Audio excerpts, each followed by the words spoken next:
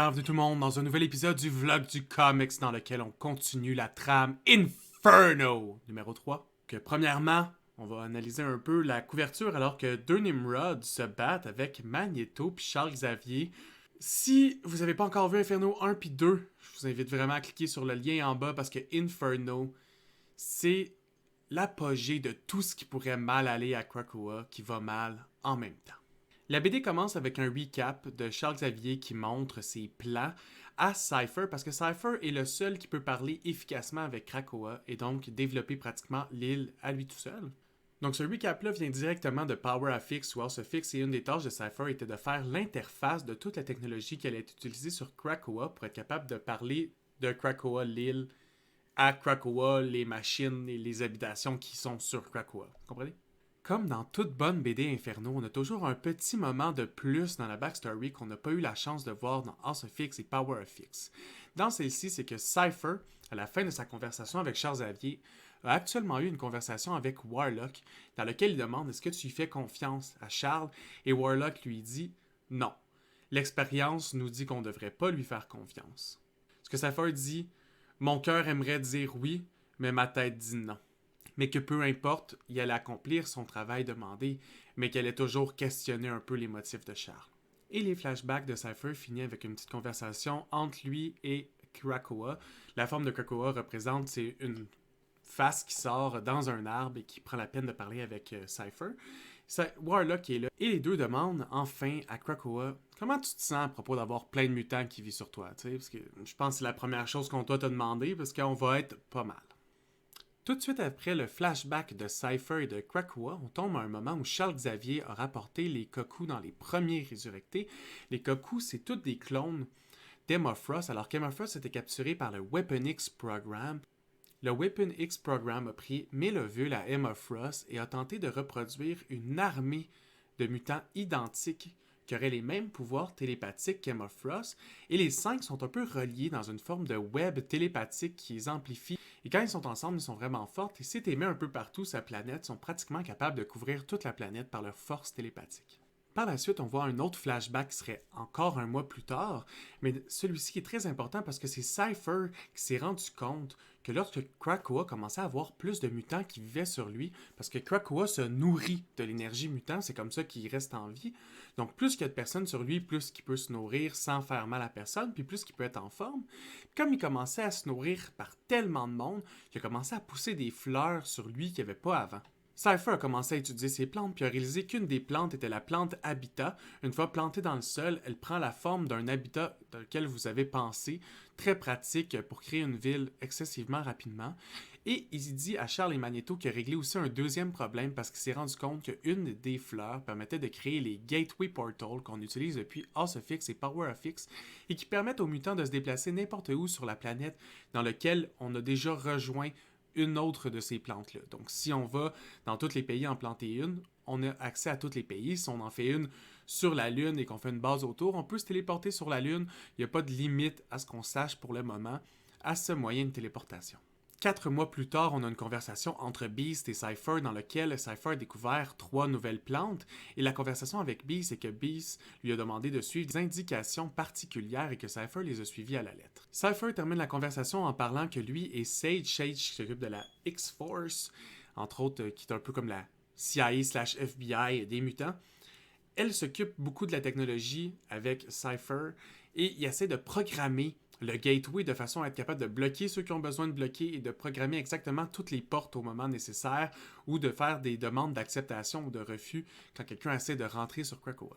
Une des choses importantes qu'on a vues au travers les flashbacks de Cypher, c'est que lui et Warlock a un procédé dans lequel il rentre dans Krakoa. Il essaie de répandre un peu de ses particules au travers toute la terre de l'île pour essayer d'être un peu un nervous system, un système nerveux pour Krakoa lui-même, une autre couche de protection. On voit ensuite que Cypher a la main sur la fleur habitat, mais l'habitat qui est capable d'être déconnecté.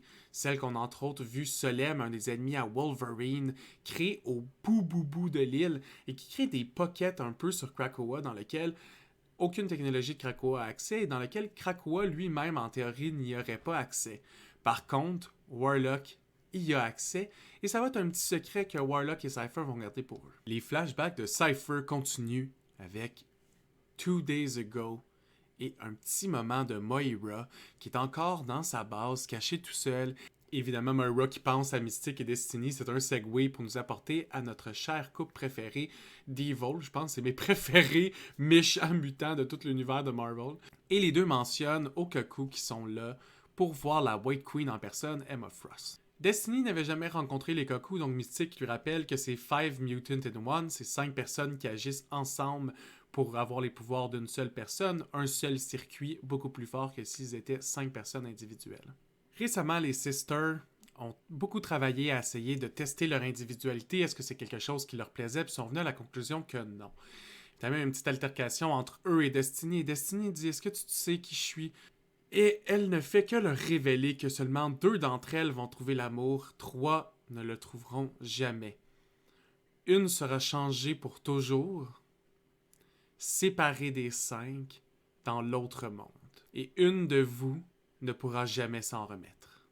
Ce que moi j'ai trouvé drôle, c'est qu'une des Koku, elle a essayé de brag about que c'était impossible de faire la différence entre une d'elles. C'est pour ça qu'une allait toujours rotate pour porter un habit noir pour que le monde soit capable de faire un peu de différence entre celle qui allait prendre le lead pour cette journée-là et les autres. Destiny ne fait que leur dire qu'elle peut pas dévoiler lesquelles d'entre elles allaient vivre quelle de ses destinées parce qu'évidemment elle n'était pas capable de faire la différence. Pourquoi le meeting est très important, c'est parce que Emma Frost révèle enfin à Mystique et Destiny que lorsqu'elle est allée voir Charles Xavier et Magneto après le vote, parce que les deux étaient vraiment pisses contre elle, elle a appris l'existence de quelqu'un, Moira McTarget.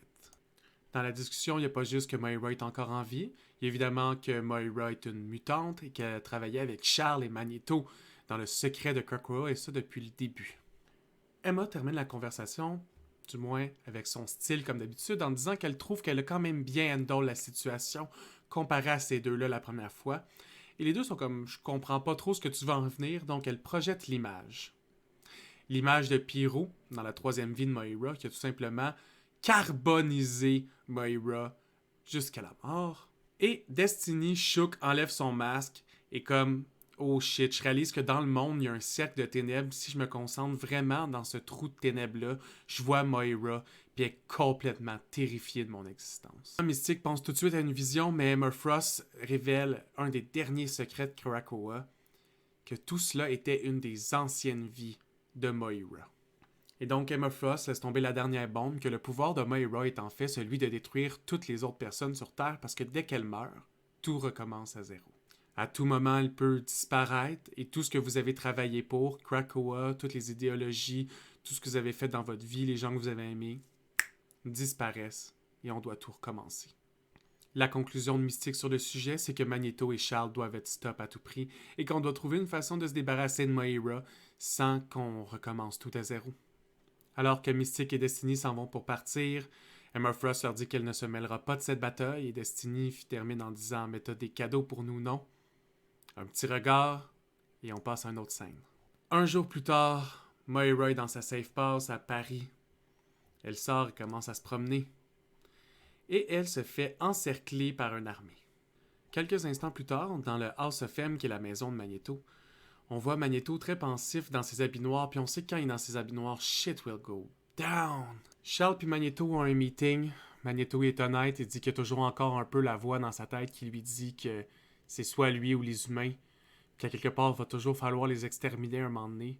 Fait que cette voix-là commence à fade out, commence à s'évanouir jusqu'à devenir un petit murmure qui n'entend presque plus. Les deux commencent à trouver que leurs méthodes d'action sont un peu trop extrémistes à leur goût, mais que Mystique et Destiny commencent à être incontrôlables, qu'ils doivent faire tomber leur forme de justice que eux croient juste sur eux, s'en débarrasser, que ça sera la dernière fois, et qu'enfin on va pouvoir passer à autre chose. Magneto termine la conversation en disant à Charles « On l'a plus le contrôle par contre, tu le sais, hein? T'as vu comment Emma nous a regardés? Emma va probablement le dire à tout le monde. À partir de maintenant, les choses vont aller bad. » Alors qu'ils terminent leur conversation, Charles a une image mentale de Moira en train de souffrir et se rend compte du problème que ça cause. Magneto scanne le tout et détecte la position de Moira, Terra Verde. Terra Verde est un groupe / population qui est un peu des plantes qui vivent en symbiotique avec des humains. Et ils ont eu un conflit avec les mutants à peu près dans les débuts de la trame krakoesque. Un peu à cause de Beast, je dirais. Et ce conflit a augmenté au point où ils ont décidé d'attaquer Moira, on dirait. Orkis ont aussi une forge, tout proche du soleil, comme vous pouvez voir. Et cette forge travaille à créer des Nimrods et à améliorer Nimrod constamment pour lorsque l'humanité décide de wipe tous les mutants, on peut se le faire efficacement et sans trop de counter-attaque possible de la part des mutants. Donc, un des travaux que la forge d'Orkis essaie de faire avec cette grosse tête, c'est de recréer Mother Mold. Si vous écoutez les analyses de Geek, vous savez que Mother Mold, c'est un sentinelle qui pond des sentinelles. C'est un sentinelle qui construit toujours dans lui plein d'autres sentinelles. C'est quoi un sentinelle? C'est les robots OP que vous voyez dans X-Men des fois, que leur job, c'est juste de péter la gueule aux mutants. Dans la dernière BD d'Inferno, une des techs proches de Nimrod semblait avoir dévoilé un secret, et donc Nimrod continue à pousser pour essayer d'avoir plus d'informations.